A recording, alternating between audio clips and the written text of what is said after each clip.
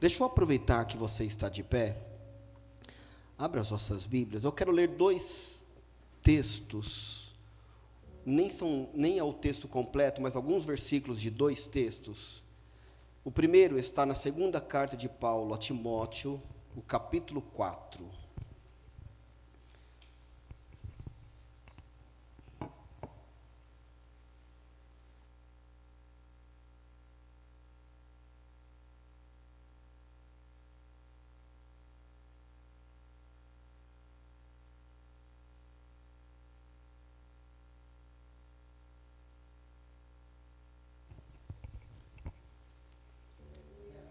Glória a Deus. Capítulo 4. Eu quero ler o versículo 6, o 7 e o 8. E depois nós vamos dar continuidade no decorrer da mensagem. Porque eu já estou sendo oferecido por aspersão de sacrifício. 2 Timóteo, capítulo 4, versículo 6. E o tempo da minha partida está próximo.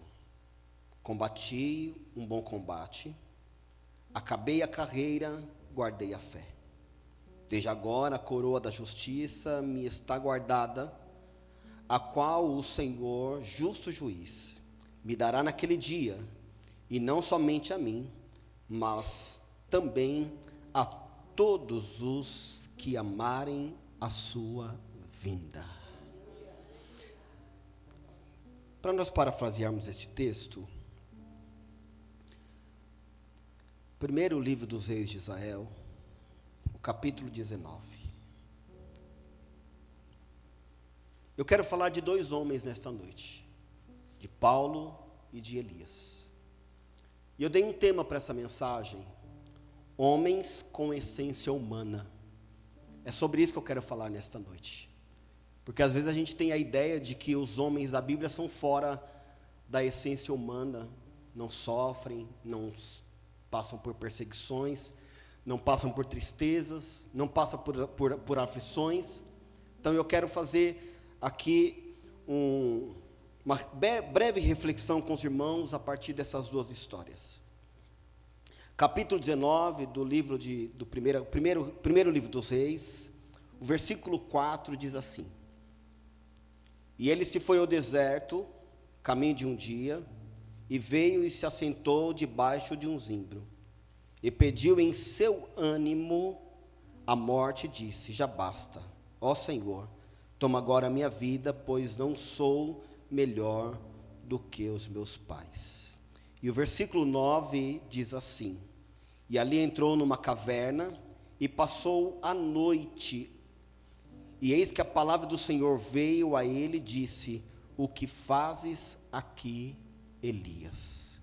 Tome o seu assento por bondade.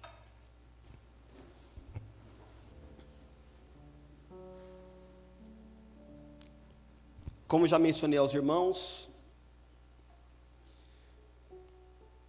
nesta noite eu quero falar sobre esses dois homens. O primeiro, eu quero falar um pouco sobre Paulo. Esta é uma mensagem que já falou muito ao meu coração e já há alguns anos, eu acredito que uns 2, 3 anos atrás, eu ministrei uma palavra na nossa convenção falando exatamente sobre essas aflições, os dramas que Paulo passou. Hoje eu quero apenas compartilhar com os irmãos o que a vida de Paulo pode nos ensinar. Bom, o apóstolo Paulo, ele foi o maior bandeirante do cristianismo. A Bíblia nos mostra que Deus usa a vida de Paulo para ser uma grande referência na pregação do Evangelho. Sem dúvida, ele foi o maior apóstolo, ele foi o maior teólogo, ele foi o maior missionário, ele foi o maior plantador de igrejas, sem dúvida alguma. Mas esse grande gigante, ele morreu pobre, abandonado, arrancado de uma masmorra fria. Ele foi colocado diante de um palanque aberto para ser executado e condenado, degolado. Esse foi o final da vida de Paulo. E a gente observa essa história porque eu começo falando que ele foi um grande apóstolo, eu começo falando que ele foi um grande teólogo, ele foi um grande missionário, um grande plantador de igrejas, e aí eu mostro agora a parte final da sua vida, e a gente começa agora a fazer perguntas. Aonde Deus está em tudo isso? Ele também fez perguntas como essa. Quando ele escreve essa carta a Timóteo, ele está prevendo a sua morte. Ele sabia que ele ia morrer. E ele fala de alguns dramas, algumas aflições que ele passou. Acompanhem comigo. O versículo 9 mostra que Paulo ele sofreu solidão. O capítulo 4, versículo 9, 4, versículo 9, diz que ele sofreu solidão. Como que um homem com esse histórico, com esse currículo, pode falar de solidão? Como? Parece que tem alguma coisa que não bate aqui. Mas eu quero vos lembrar do tema da mensagem: homens com essência humana. Esse é o tema da mensagem. Porque a gente pensa que homens com esse currículo, com essas credenciais, não passam por algumas coisas. Eu me lembro de um dia que eu estava doente, orando ao Senhor, eu falei: Deus, eu não posso ficar doente. E o Espírito Santo de Deus me respondeu muito claro ao meu coração. Ele disse: você é ovelha como as demais. Muito claro foi o Espírito Santo falando no meu coração.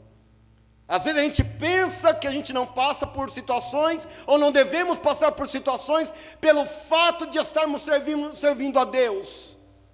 E às vezes a gente tem dificuldade de encarar esse fato pela pregação que é feita na nossa época, no nosso tempo, onde a igreja parece que só passamos por alegrias, por felicidades e não passamos por provações. Então eu quero trazer essa mensagem baseado na palavra do Senhor, deste grande homem. Versículo 9: procura vir ter comigo depressa. Procura, versículo 9 do capítulo 4, do mesmo texto que nós lemos de Timóteo, 2 Timóteo. Olha o que ele diz: procura vir ter comigo depressa. Ele tinha saudade, ele tinha desejo de uma boa companhia, ele queria ter alguém por perto.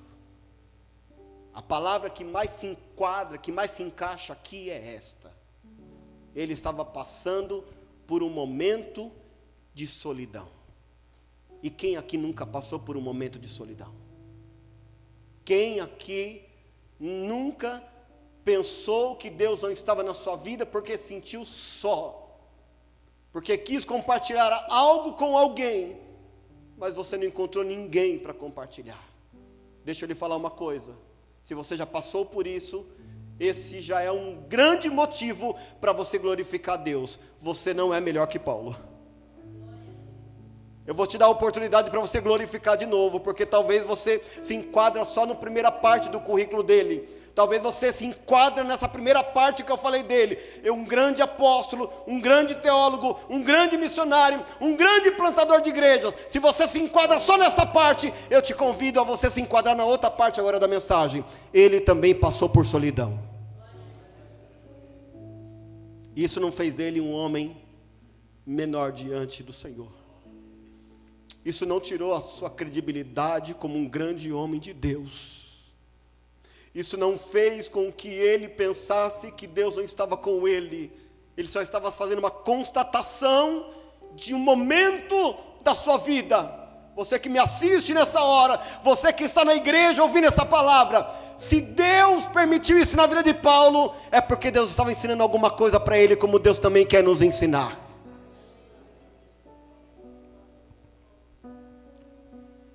ele também se sentiu abandonado. Versículo 10, se quiser colocar no telão, pode colocar. Porque Demas me desamparou, amando o presente século, e foi para Tessalônica, Crescente para Galácia, Tito para Dalmácia. Abandono. Pergunta para quem está ao seu lado: alguém já te abandonou? Já ou não? Isso faz parte do cristianismo ou não? Isso faz parte do que nós estamos vivendo ou não? Isso tira a credibilidade do Evangelho? Não. Porque olha o que diz a Bíblia. Nosso irmão acabou de falar algo na administração do louvor, e eu lembrei exatamente do que eu ia pregar. Demas me desamparou, amando o presente século. Quer ter um pastor melhor que Paulo? Como eu queria ter Paulo como meu pastor, como meu professor. Mas ele deixou. Então tem pessoas que podem ter o melhor pastor da face da terra, mas ainda não nasceu no coração o cristianismo. Então o problema não estava no coração de Paulo, estava no coração de Demas. Demas abandonou. Nós vamos aprender isso com o Evangelho. Algumas pessoas vão nos abandonar. Algumas pessoas vão falar que vão estar com a gente até o final da nossa vida, mas no primeiro momento, na primeira queda, no primeiro deslize, na primeira palavra que a pessoa não concordar ou achar que está fora, provavelmente essa pessoa vai embora. Sabe por quê? Porque isso faz parte do Evangelho. O Evangelho nos ensina muita coisa, irmãos. Paulo passou por solidão, Paulo passou por abandono, e ele cita aqui pelo menos 3 que abandonou ele.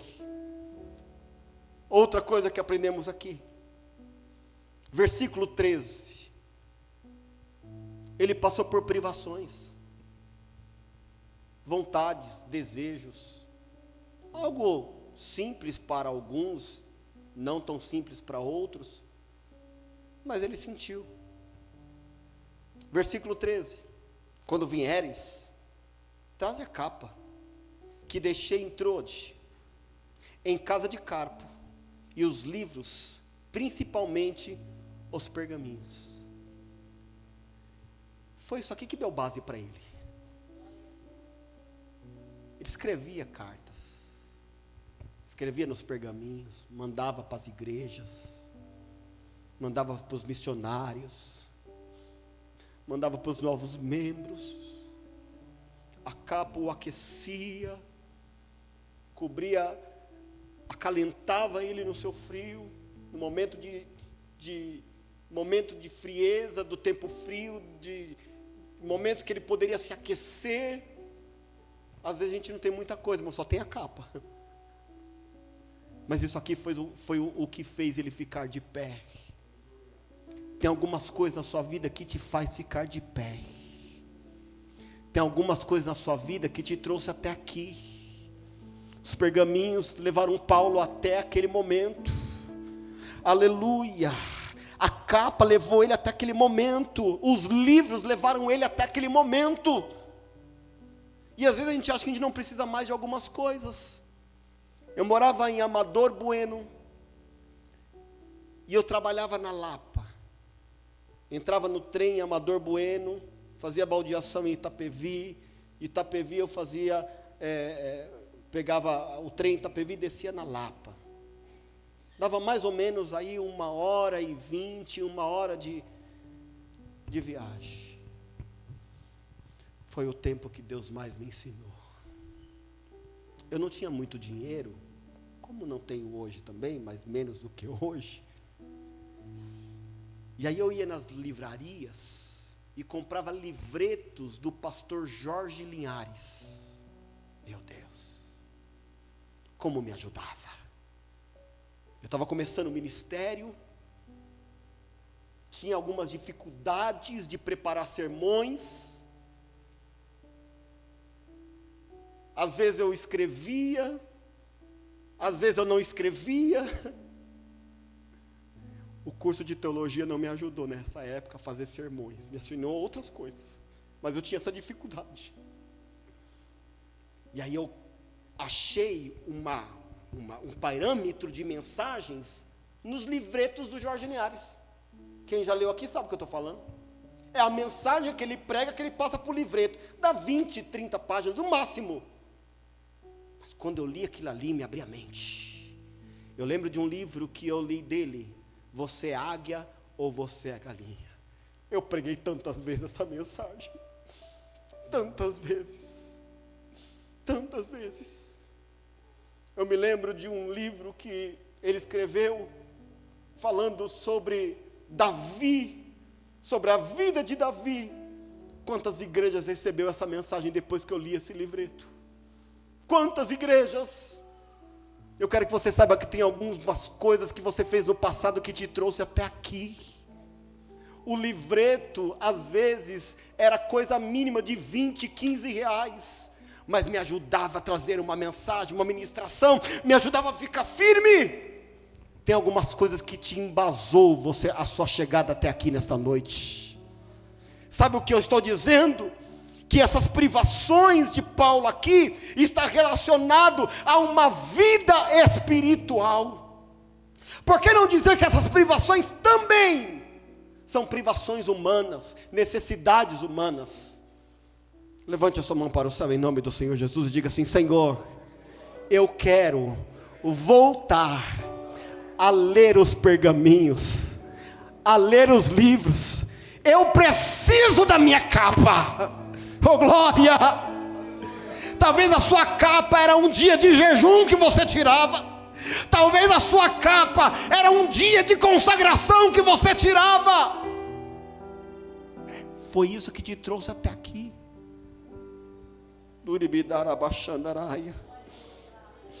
Aleluia. Alaxandarabagaia. Aleluia. Ele está trazendo um relato dos últimos momentos de vida sobre a vida dele, irmãos. Verso 14. Este grande homem de Deus, entenda bem, porque eu preciso frisar muito bem isso aqui. Porque talvez você está muito focado no grande apóstolo, no grande teólogo, no grande missionário, talvez você só se encaixa nesse ponto. Eu quero te convidar a você descer um pouquinho hoje e se encaixar nas outras áreas da sua vida, que foi o cotidiano dele, foi o ministério dele.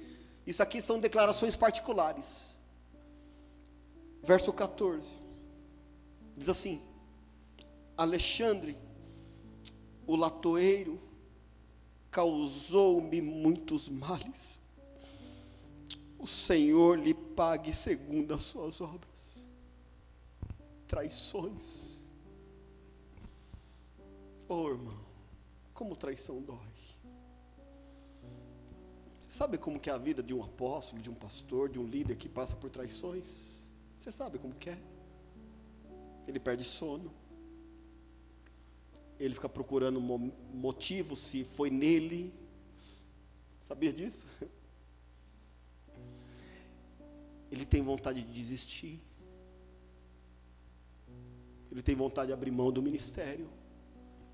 Talvez você nunca passou por traições, eu já passei. Já fui caluniado, já fui acusado de coisas que não fiz. Sabe o que Paulo está dizendo aqui? Que Alexandre, o latoeiro, causou muitos males. Tem doenças, tem grandes líderes que sofrem por doenças por causa de homens que causaram isso na vida deles. Sabia disso?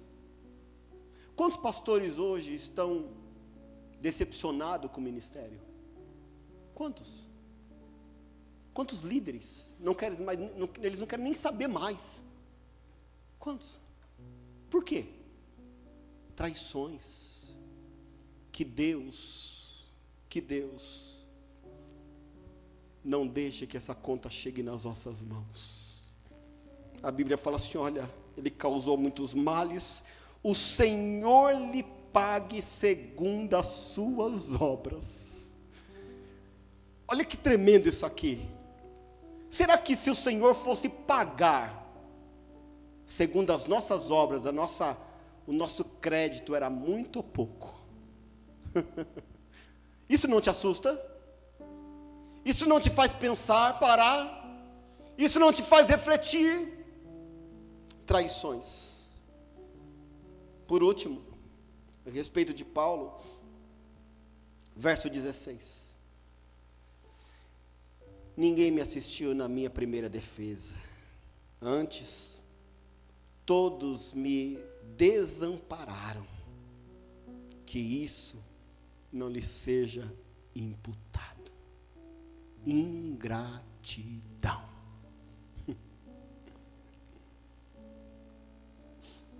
Tudo isso fez com que ele se tornasse um grande homem de Deus. Tudo isso fez com que ele se tornasse o grande apóstolo, o grande líder. A história de Paulo, a história da sua vida, influenciou e ainda vai influenciar milhares de pessoas.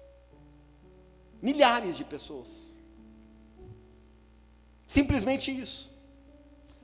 Se você pegar a história dos 12 Césares que Roma teve, 12, alguns você nem vai saber quem que é, porque eu também não vou saber.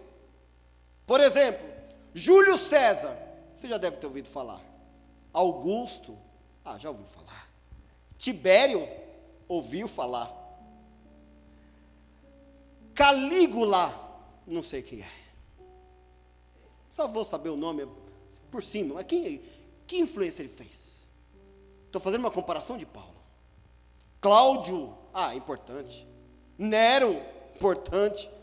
Galba, Óton, Vitélio, Vespasiano, Tito, Domiciano. Pega os 12 agora e tenta colocar numa balança os 12 e a história de Paulo, a história dos 12 e a história de Paulo. Sabe o que eu posso te garantir? Este Paulo foi um homem que Deus segurou, Deus soprou o nome dele, Deus guardou ele, Deus tinha algo muito grande na vida dele, por isso tudo que ele passou não apagou a sua história. Então, homens de Deus precisam aprender, passar por algumas coisas que dói. Mais sofre, mais dói, mais para passar.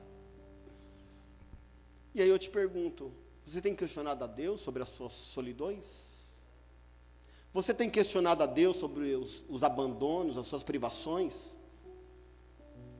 Você tem abandonado o Senhor por causa das pessoas que te abandonaram? A igreja do Senhor, ela é muito mais do que as pessoas têm pregado. O evangelho transformador é muito mais do que a gente tem ouvido nesses últimos anos, nessas últimas décadas. Deus, ele trata com o homem cara a cara. Deus trata com o homem no seu relacionamento. Deus trata com o homem no seu dia a dia. Quem aqui quer ser tratado por Deus no seu dia a dia? Quem entende o que eu estou pregando nesta noite? Então esse é o vulto que eu quero pregar nessa noite do Novo Testamento. E agora do Velho Testamento. Elias. Elias, ele foi um profeta emblemático para Israel. Talvez o mais emblemático. Mas com certeza um dos homens que marcou a história. Elias. Inclusive no Novo Testamento, ele aparece num episódio da transfiguração de Jesus, junto com Moisés. Ele é tão emblemático que ele aparece na transfiguração, representando a escola profética, representando a aliança do sacerdócio, a aliança profética naquele tempo. Ele viu morto ressuscitar. Ele viu Deus mexendo na natureza, secando a terra, mudando as chuvas torrenciais. Ele viu fogo descer do céu, da parte de Deus. Talvez essa primeira parte você também quer. Vamos para a segunda parte? Porque eu acho que já ficou claro para os irmãos onde eu quero chegar.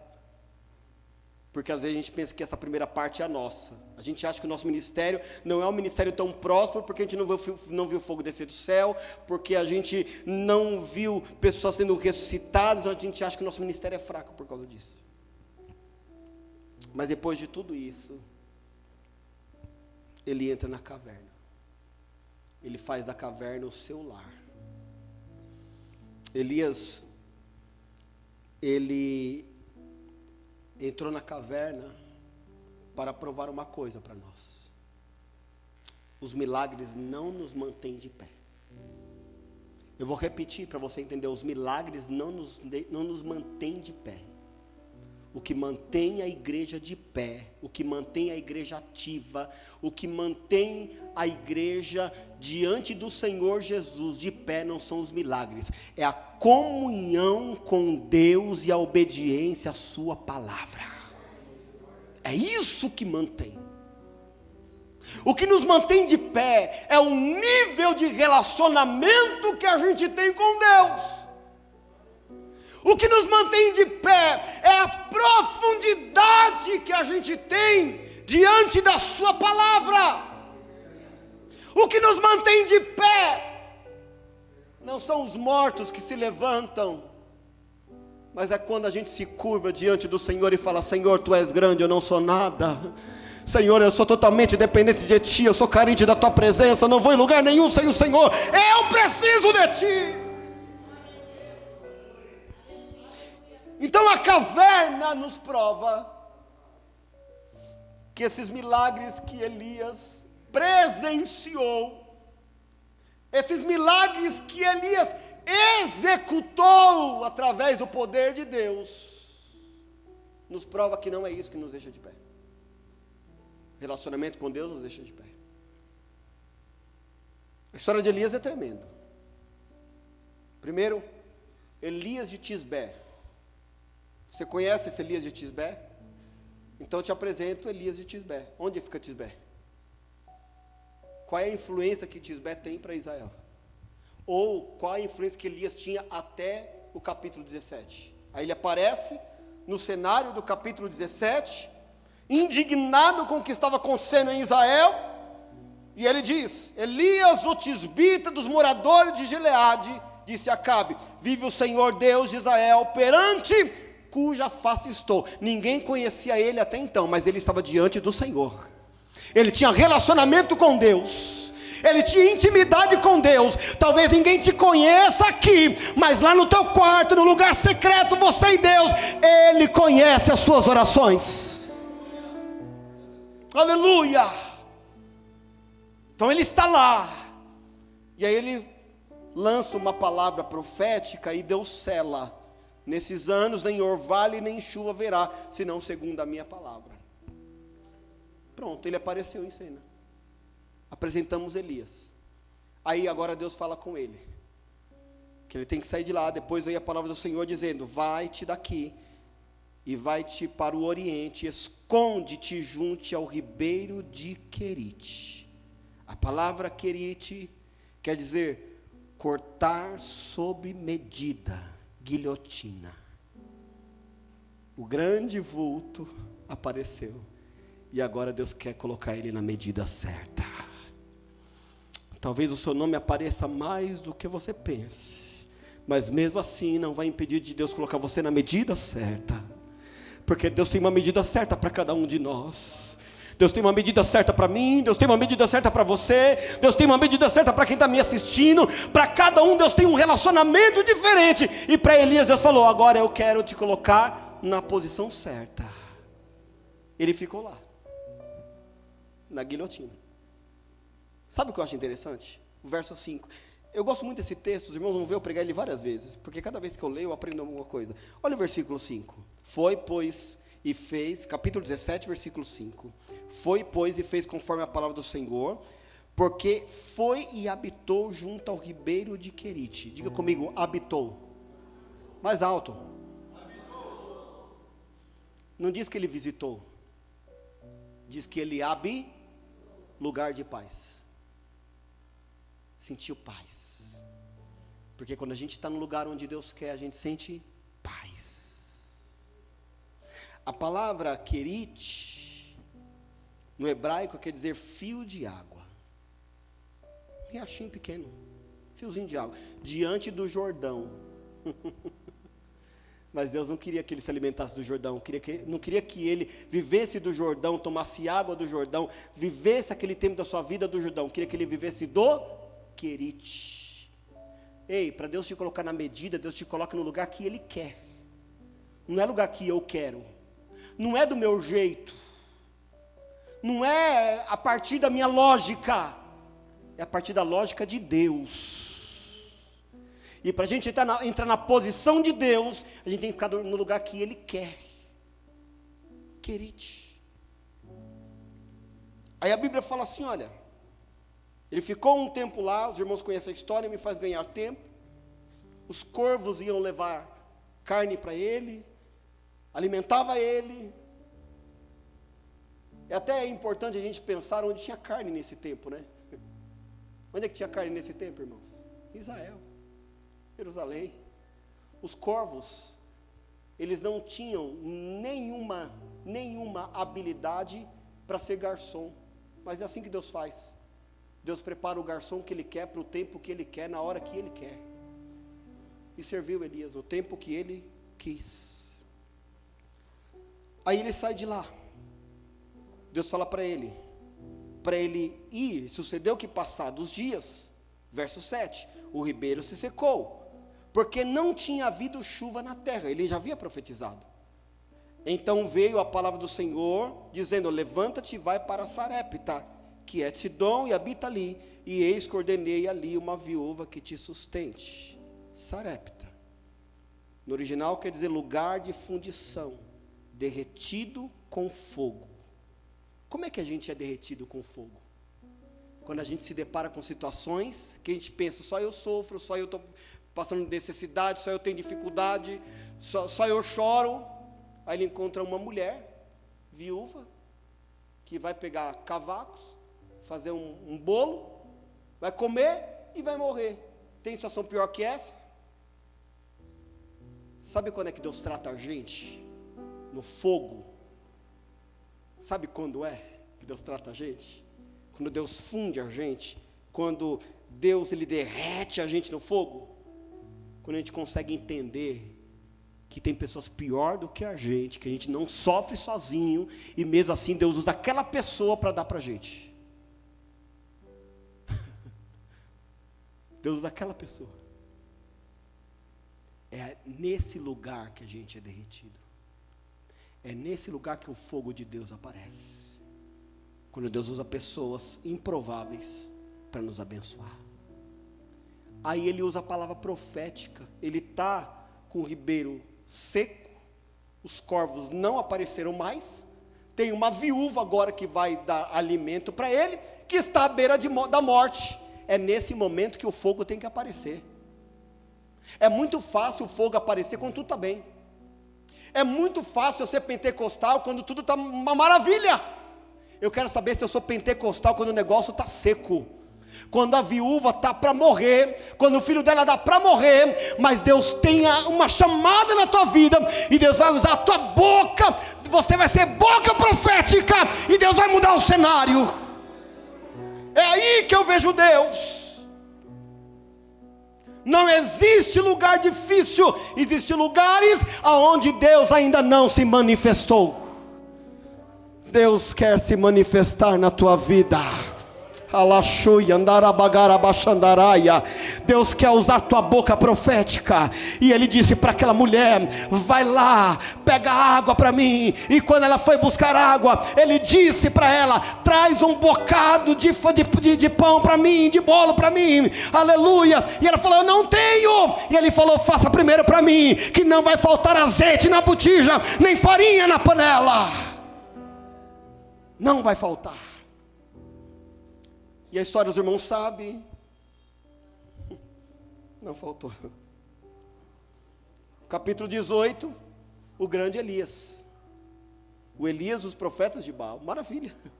Olha, um homem de Deus, um homem maravilhoso, um homem com autoridade. Mas o capítulo 19 eu finalizo aqui.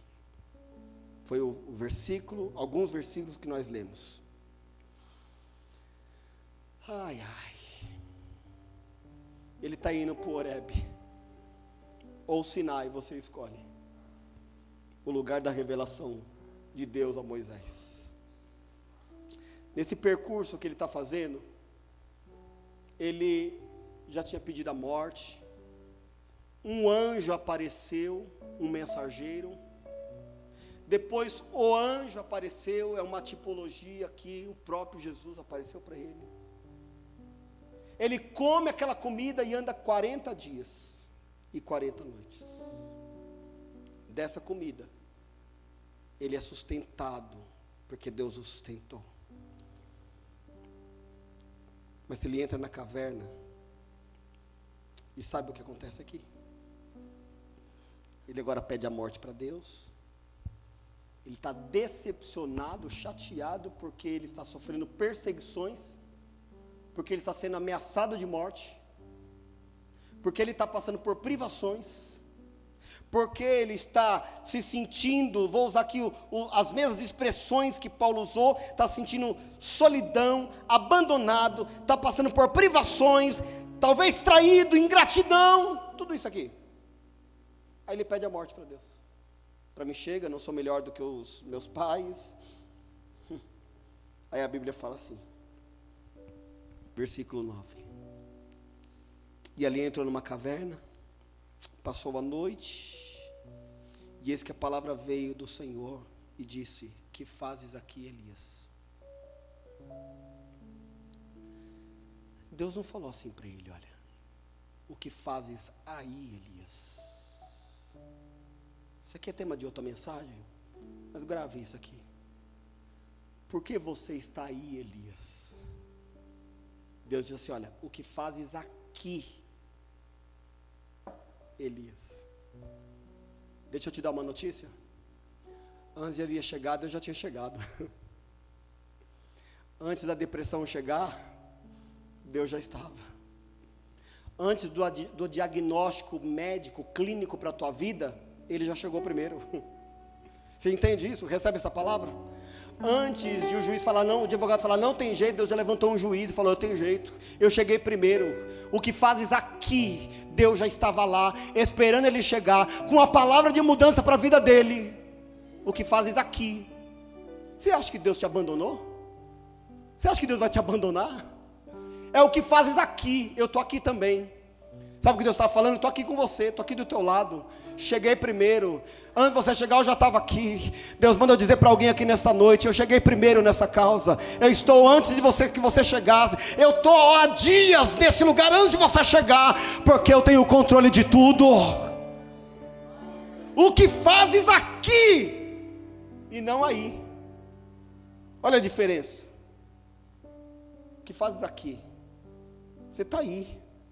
Eu poderia perguntar: o que você está fazendo aí, Mateus? Não dá, porque eu estou aqui. Mas se eu vier até aqui, aí eu pergunto: o que você está fazendo aqui? Parece que eu vejo Deus pegando ele, sabe, colocando no colo, colocando a mão no ombro dele. Sabe, irmãos, quem sabe Deus olhou para ele e falou: por que você está aqui, meu irmão? O que você está fazendo aqui nesse lugar? Quem sabe Deus estava falando com ele: você não lembra dos milagres? Você não lembra do tempo que eu cuidei de você? Você não lembra das mortes que teve? Você ressuscitou, que você foi um homem de Deus. Você está esquecendo dos profetas de Baal? Você está esquecendo do que eu tenho na tua vida? Tem lugares que a gente entra, que Deus tem que ir lá primeiro, para arrancar a gente de lá. Você entende isso no seu espírito? Você entende isso no seu coração? Aí o texto fala assim: olha, o que fazes aqui? E ele disse: tenho sido muito zeloso pelo Senhor, Deus de Israel, porque os filhos de Israel deixaram o teu concerto, derribaram os altares e mataram os teus profetas à espada, e eu fiquei só, e buscam a minha vida para tirarem. E ele disse: sai para fora. A mesma palavra, ele falou: vem para fora. Lázaro, vem para fora. pega o link aqui, ei, sai para fora. Aí ele foi para fora. E nesse monte, e ele saiu para fora e pôs-se nesse monte perante a face do Senhor. Eu acho interessante isso. E eis que passava o Senhor, como também um grande e forte vento, que fendia os montes e quebrava as penhas diante da face do Senhor. Porém o Senhor não estava no vento. E depois do vento um terremoto, também não estava no terremoto. E depois do terremoto um fogo, porém também o Senhor não estava no fogo.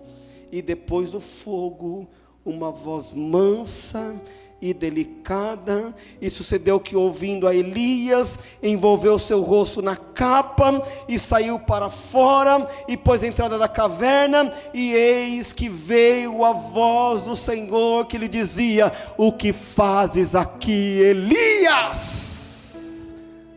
Oh glória! Tiago capítulo 5, versículo 17, Tiago fala sobre ele, fala: Elias era um homem semelhante a nós. Esses homens são iguais a nós. Esses dois homens aqui que eu citei nesta noite, é igual você e eu. Sofre por provações, traições, privações. O que diferencia esses dois homens em relação a nós, talvez seja o nível de relacionamento que eles tiveram com Deus. Então nesta noite, eu deixo essa palavra ao seu coração. Você quer vencer as provações? Quer vencer as tribulações? Quer vencer as traições? Não se apegue a homens, não se apegue a dinheiro, não se apegue à sua estrutura humana, se apegue ao Senhor. É Ele que segura nas tuas mãos, é Ele que te dá discernimento para você sair da caverna, porque Ele chegou primeiro. Fique de pé, por favor.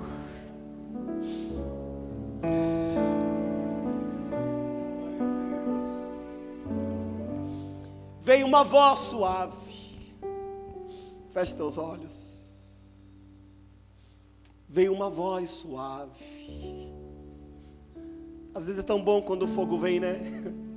É bom demais. Quando o terremoto vem é bom demais. Estou falando no contexto espiritual. Mas é bom a gente reconhecer a voz de Deus. Feche teus olhos. Porque a voz de Deus vem ao teu coração nesta noite para lhe dizer: sai dessa caverna.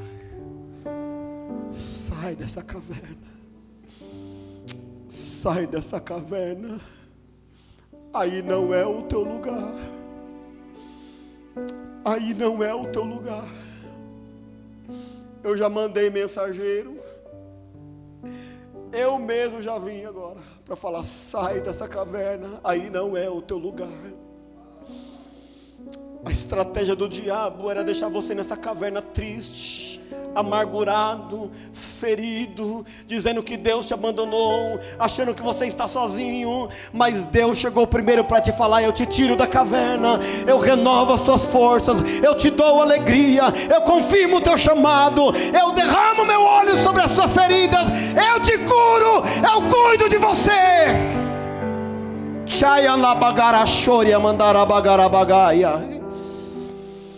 Ah, bendito Deus, Criador dos céus e da terra,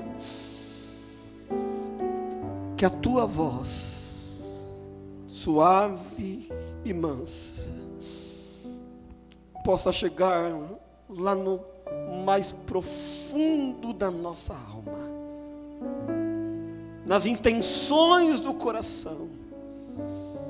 Que tu possa, Senhor, falar conosco como o Senhor quer falar. Elias não deixou de ser um grande homem de Deus, um emblemático homem de Deus, um grande vulto do Velho Testamento, como um dos grandes profetas, porque passou pela caverna. Eu quero profetizar nesta noite que a caverna não é o fim. Senhor, eu oro nesta noite, Senhor, e eu declaro sobre essas vidas que a caverna não é o fim, a depressão não é o fim, as doenças que chegaram não é o fim, as traições que passamos não é o fim, a solidão que estamos vivendo agora não é o fim, porque o fim é eu encontrar contigo na caverna e entender que tu és Deus que visita no monte, mas tu és Deus também que visita na caverna. Ah, bendito Deus, bendito Deus, bendito Deus.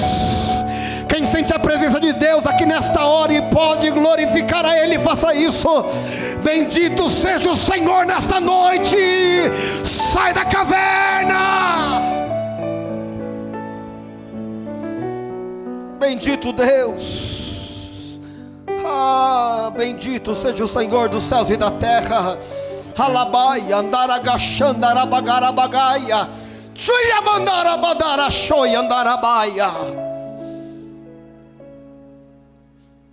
Esse diagnóstico não é o teu fim.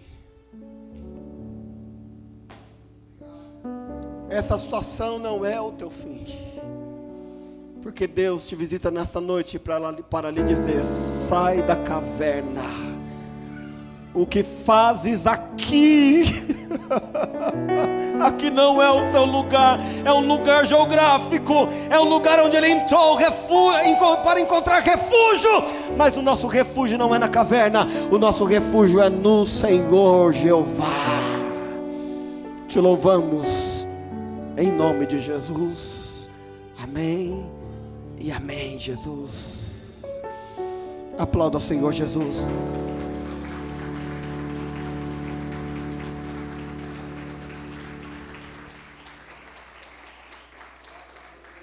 Tocou-me, Jesus, tocou-me, de paz Ele encheu meu coração. Quando?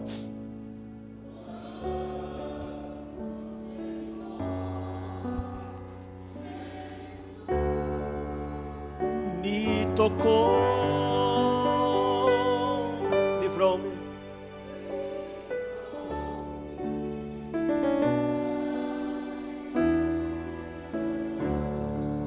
Você pode ser profeta comigo nessa noite? Pode ser? Pode ser profeta? Sim ou não? Sim? 2 ou 3 ou 4 ou 10 pessoas, diga bem rápido para essa pessoa: sai da caverna. Diga: sai da caverna. Aqui não é teu lugar. Diga: sai. Profetizou? Profetizou? Agora diga para essa pessoa: e ele saiu. E você também vai sair. Vai sair desse lugar, porque Deus tem algo maior para você. Deus tem cura, Deus tem libertação. Estou profetizando. Deus tem cura, Deus tem libertação, Deus tem porta de emprego para a tua vida, Deus tem restauração.